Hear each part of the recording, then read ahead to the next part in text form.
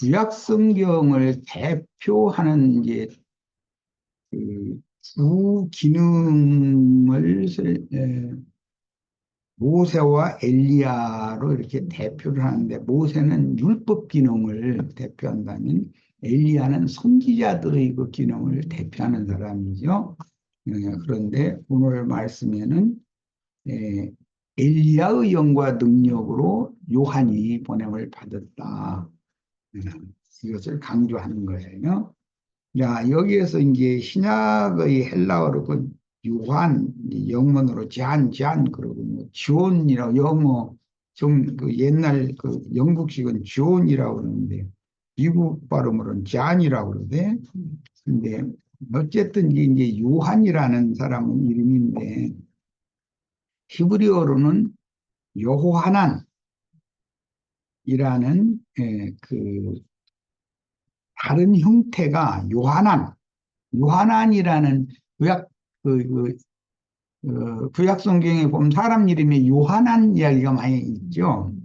그래서 나온 용어로서 헬라어로 요한이라고 이제 번역을 헬라 음력을 한 거죠. 그랬는데 이 의미는 여호와께서 주셨다는 뜻이다.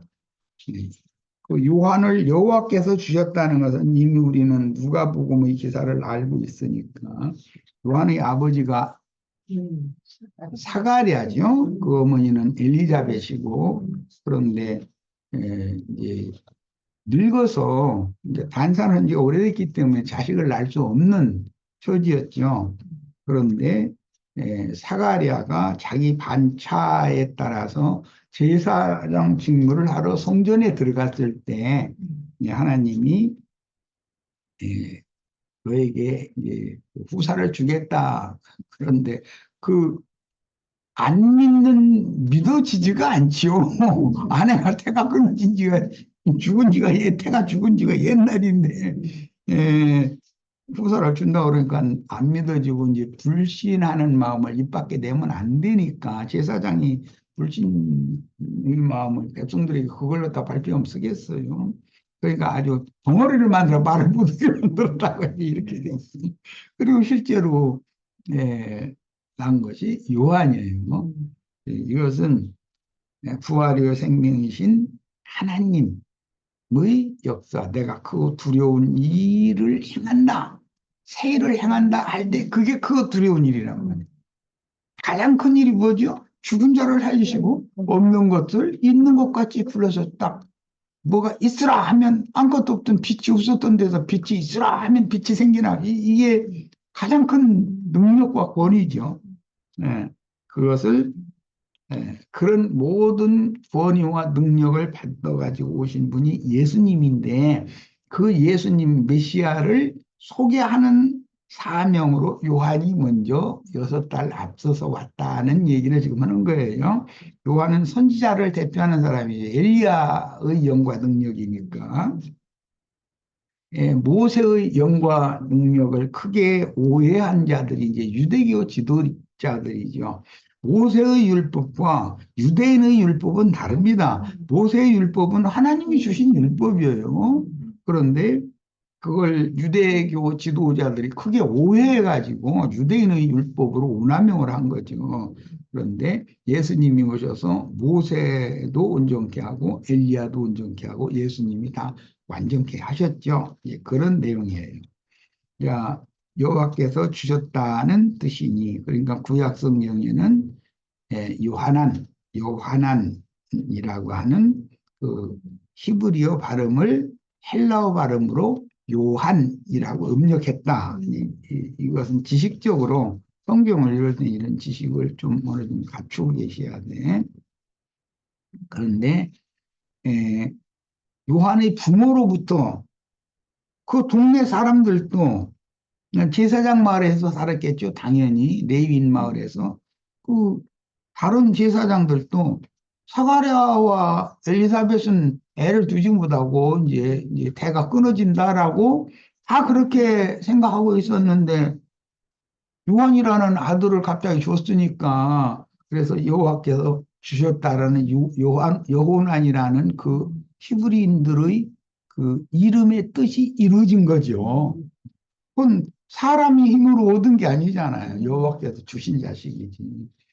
여기 이 셈족의 언어법인데 어떤 이제 마을에라든지 후미진 어떤 이름 없는 어떤 곳에 어떤 사람이 예, 모든 사람이 멸시하고 관심도 안 갖고 그런데 그가 범상한 사람이 아닌 사람으로 자라서 큰 일을 할 수 있는 인물로 이렇게 나중에 드러나게 되면 그 망해가던 그 초가집 다 쓰러져 가던 그 농부에게 하나님이 아들을 주셨다. 이렇게 말하잖아요. 이게 셈족의 언어란 말이에요. 그리고 또 우리들이 이제 지금 뭐 예수님 자매님이나 이제 그 월자 자매님 손주를 얻었기 때문에 그 손주가 우리 아들로 우리 며느리로 해서 얻어진 거라고 보지를 않지요. 하늘이 예, 나에게 위로의 선물로 나에게 보내셨다. 손자는 그렇게 그게 셈족의 개념이란 말이야. 그래서 셈족의 그 생활과 언어 관습 이런 것을 알아야 돼요. 그 서양 사람들은 그 자기 손자 보고 하나님이 나한테 보내주신 선물이다, 가장 귀한 보물이다 이렇게 손자를 이뻐할 때 그렇게 표현을 않죠. 그 서양 사람들은 그런 말이 의미를 모르니까. 그러나 이 셈족은 그게 너무 자연스러운 거예요. 하늘이 주셨다라고 이렇게 믿는 거죠. 그런 이름의 뜻이 요한이라는 말이다. 어? 야, 그때라는 시기는 요셉 부부가 예수와 함께 애굽에서 가나안 땅으로 돌아와 베들레헴에 살지 못하고 나사렛에서 지내신 30년이 찬 후다. 그때라는 말은 예수님이 30세가 된 그 해에 그 말과 같은 뜻이죠. 마태는 구약에서 어떤 특정한 시점을 나타내던 표현 방법의 영향을 받아 마태는 그 유대인들의 전통과 그들의 삶과 문화와 이것이 굉장히 깊이 영향을 받아 있는 사람이었다라는 거예요. 그래서 뒤에 이어지는 기록들이 역사적인 사실임을 강조하는데 그때라는 말은 마태가 의도적으로 사용하는 말로서 30세 예수가 나서 뭐 피난 갔다 와서 나사렛에서 목수의 아들로 이렇게 순종하며 자라고 그런 얘기 다 지난 다음에 이제 3장에 와서는 그때의 침례 요한에게 갈릴리에서 이 요단강에서 침례를 하는 요한에게 내려오셔서 침례받은 이야기를 하죠.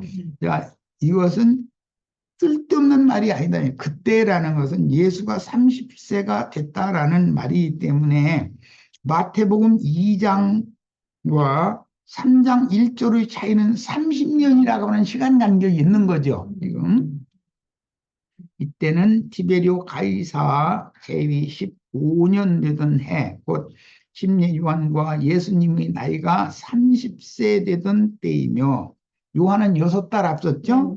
30세 나이는 모세의 율법에 의하여 공식적으로 제사장직을 수행할 수 있는 나이였고 요셉이 총리가 됐을 때도 30세였었죠. 다윗이 왕위에 오른 때도 30세였었어요. 자, 이런 것을 염두에 두고 의도적으로 이렇게 시작을 한다라는 거예요. 마태는 이제 구약 성경의 모든 내용을 너무나 잘 알고 있기 때문에 이제 이걸 영적으로 지금부터 적용하는 얘기죠. 자, 침례자 요한, 요한에서 호 바프티스테스 이 말은 침례자 요한이라는 말인데 요한안이란 이름에서 유래한 요한은 제사장이자 유대의 지도자로 BC 106년에 사망한 요한 힐카누스 이래로 유대인들에게 흔히 사용되던 이름이었고 BC 106년이라는 것은 헬라 시대를 말하는 것이고 그때 안티오코스 에피파네스라는 자가 뭐 돼지 대가리 놓고 뭐 저렇게 만들고 돼지 피 뿌려서 제사하게 만들고 그 이방인 제사를 하게 만든 거죠. 그런데 우리나라 사람들이 셈족인데도 하늘의 하나님을 섬기는 것이 아니라 꼭 돼지 대가리 놓고 거기다 절하고 뭐 입에다가 막 돈 물려놓고 막 빗속에다가 콧속에다가 막 돈 갖다 막 이렇게 두고 그거 보면 진짜 사람들이 너무 무속신앙이다 그러지만 그것은 너무 무지한 짓이죠. 그리고 자기 손주들 뭐 축복해 준다고 실타래로 죽은 명태 바짝 말른 거 돌들 말아가지고 그 앞에다 이렇게 해놓고 그런다고 오래 살아요, 그게? 그냥 그러면 다 죽어서 삐쩍 말른 명태에다가 실타래는 가면 그런 거 보면 그들은 그들 나름대로의 어떤 뜻을 가지고 그렇게 하겠지만 이것은 살아계신 하나님을 섬기는 예법을 모르는 무지에서 오는 수치다라는 걸 알 수가 있죠. 네, 그때 당시 요한이라는 이름은 예수라는 이름이 흔했던 것만큼 흔했다. 그만큼 유대인들은 예수를 기다렸고 요한을 기다렸다는 말이죠.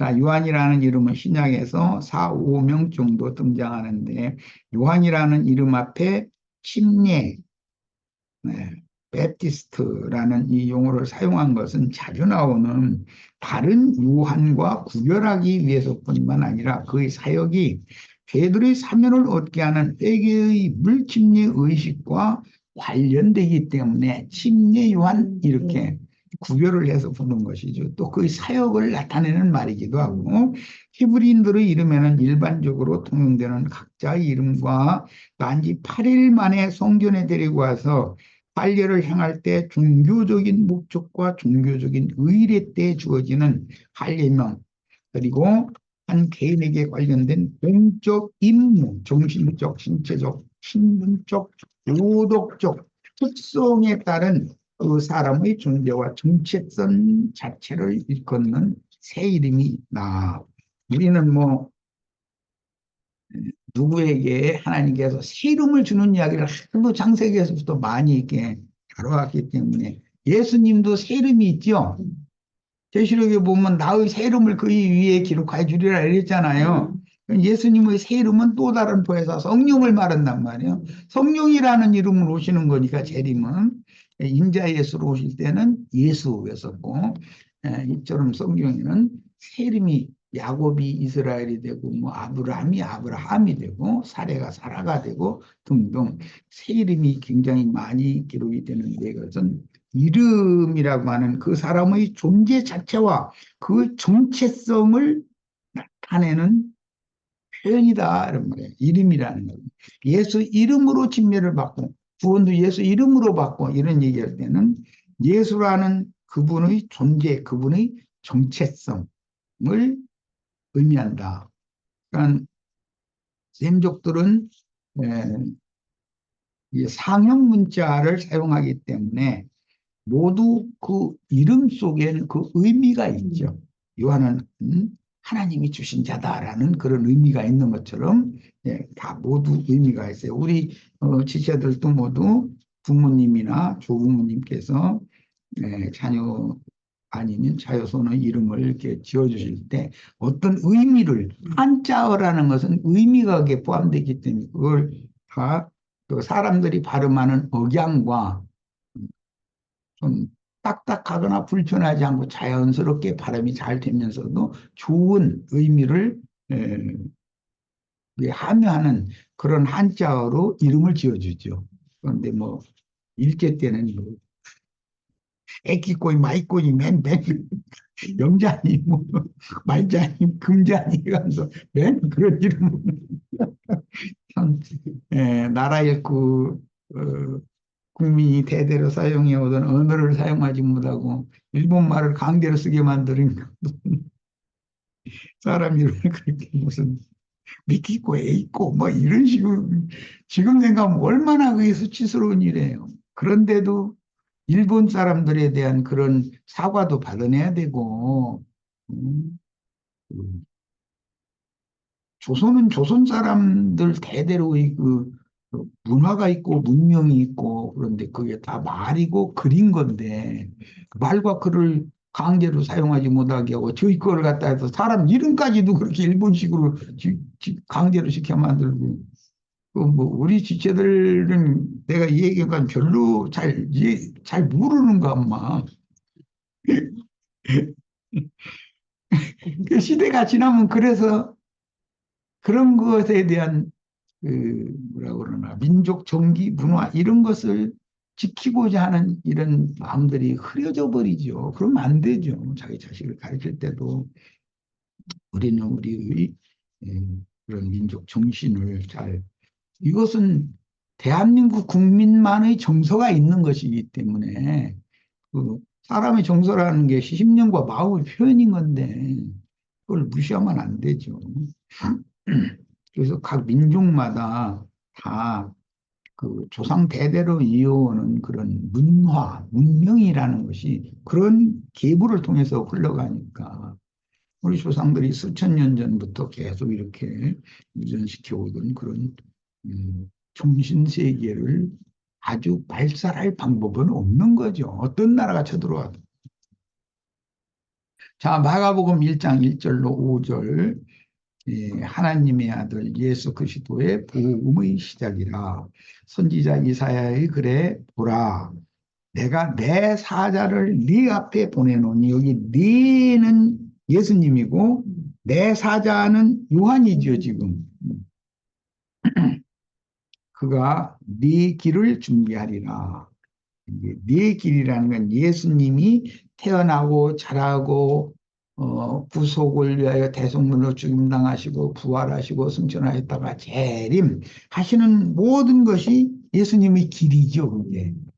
그런데 이 길이 우리에게 생명길이 되는 것이고 이 믿지 않는 자들에게는 예수님이 육신으로 와서 세상에서 그렇게 멸시당하고 천대당하고 그렇게 억울한 죽임당하고 이런 것이 저주라고 생각하잖아요.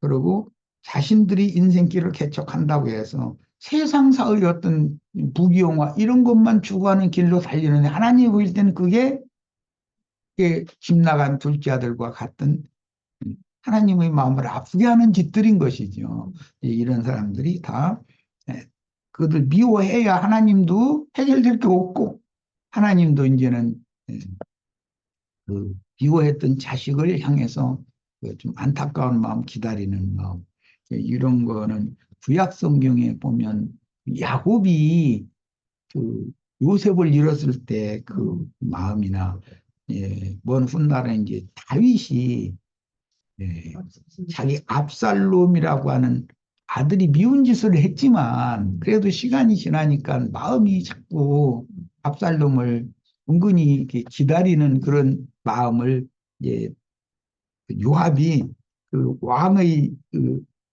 심사를 너무 잘 파악을 하고서는 이게 뭔가 어떤 여자를 뭐 유장시켜서 그냥 보내서 뭐 해서 예, 그 거리를 왕이 어떤 일을 결정을 하려면 명분이 있어야 되잖아요.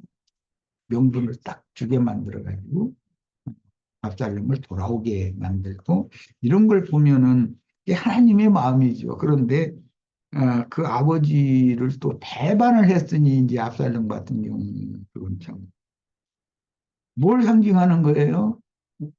주님께서 저주받은 자식들을 종들을 보내서 이렇게 음, 내가 너를 이제 그만 미워하고 저주를 전하여 복이 되게 하기 위해서 내가 널 사랑한다라는 그 하나님의 마음을 전달을 하는 것이 복음 전파잖아요.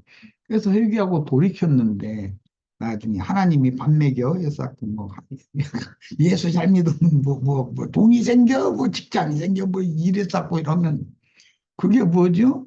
압살롬이 돌아와가지고 반역하는 거랑 똑같은 일이잖아요. 이렇다는 거예요. 자, 광야에 외치는 자의 소리가 있어 이르되 너희는 주의 길을 준비하라. 그의 오실 길을 곧게 하라.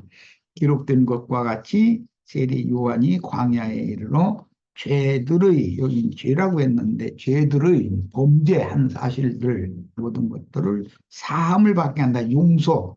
받게 하는 회개의 세례를 전파한다. 근데 요한의 물침례라는 것은 지난날 모든 죄인들이 범한 모든 죄악들에 대해서 돌이키게 하는 것이 중점인 것이죠. 그런데 예수님도 똑같이 회개하라고 그러잖아요. 예수님이 회개하라는 것은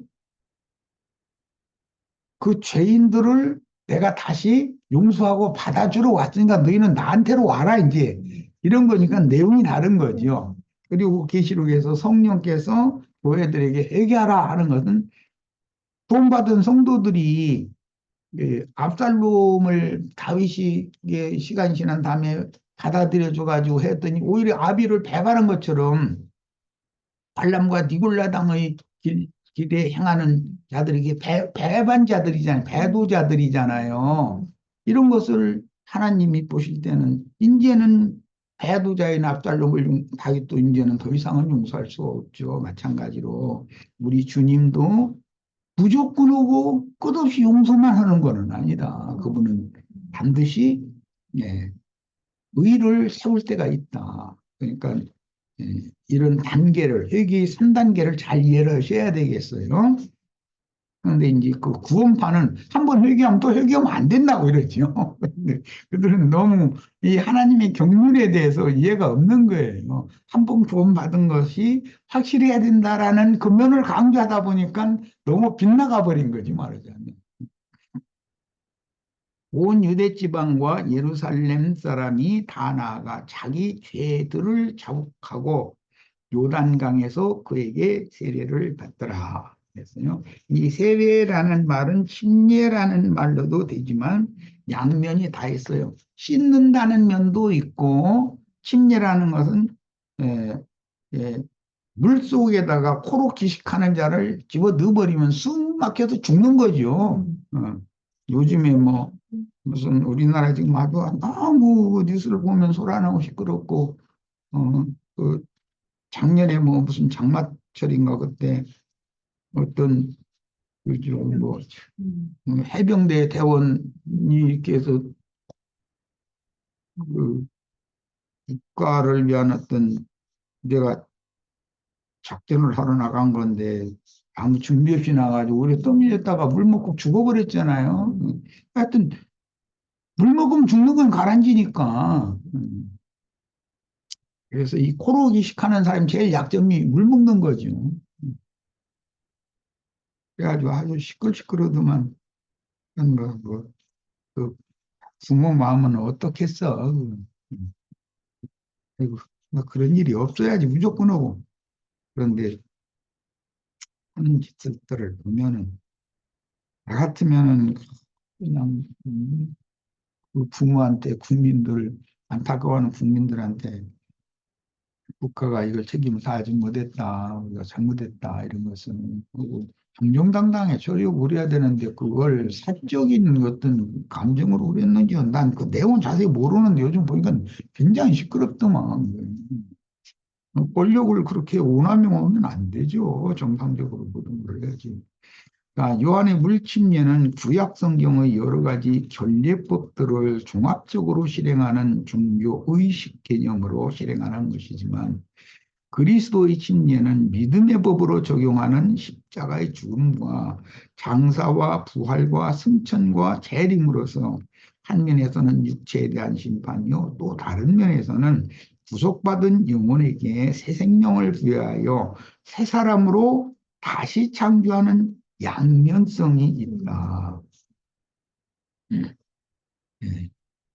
일단은 저주받은 옛사람을 끝내고 복을 받을 수 있는 새 사람으로 재창조를 해야 되는 문제와 관계가 있는 거죠.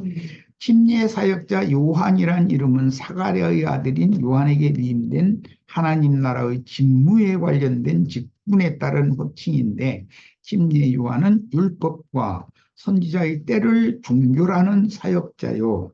모세 율법의 결례 의식들을 물침례 의식으로 대체한 구약시대 최후의 선지자로서 요한이 예수님께 침례를 하면 요한이 할 일은 끝난 거죠. 그 다음부터는 이제 예수의 때가 되기 때문에 그런데 당분간 요한이 예수님과 경쟁적으로 그 침례를 계속했다는 거잖아요. 그러면 안 되죠. 그런데 이런 것이 에, 오늘날까지도 침례교단 사람들이 생각이 여전히 안 바꿔지고 있는 거예요.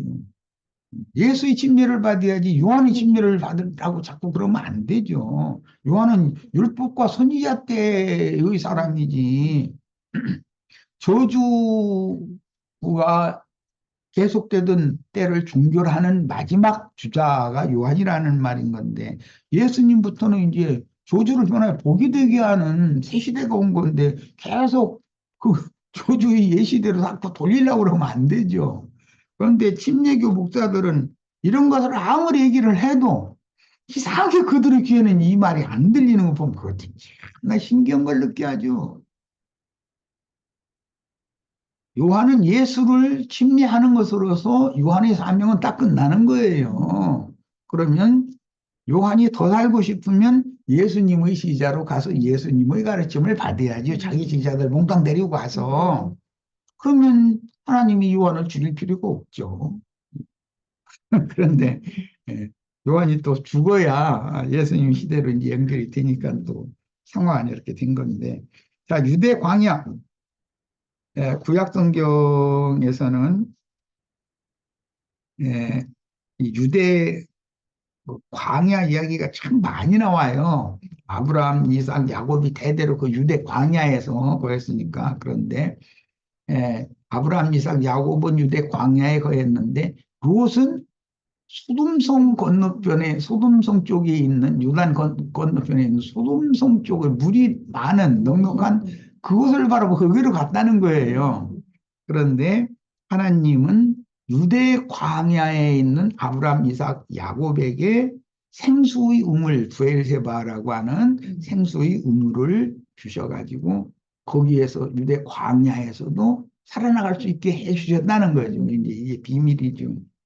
그 내가 이제 어릴 때부터 들어온 이야기인데, 아유, 예수를 함께 믿으셔야 좋겠다고 나랑 같이 예수 믿는 이 도를 전하면서 우상 숭배하지 말고 참 하나님을 이렇게 경배하는 그런 복 받은 사람 되셔야 됩니다. 이제 이런 얘기를 하면 아이고 다 좋은데요. 우리 집안 뒤집어질까 봐서 나 예수 안 믿어요. 이러는 말을 하는 사람을 난 여러 번을 만났어요. 서너 번 만난 것 같아요. 이게 그들이 지금 뭐 다른 어떤 종교를 가지고 있는데 그 종교를 배반하고 자기가 돌아서면 집안이 뒤집어진다고 생각하는 거예요. 그런데 사실은 뒤집어져야죠. 네. 뒤집어져야 됩니다. 이렇게는 올 수가 없잖아, 또.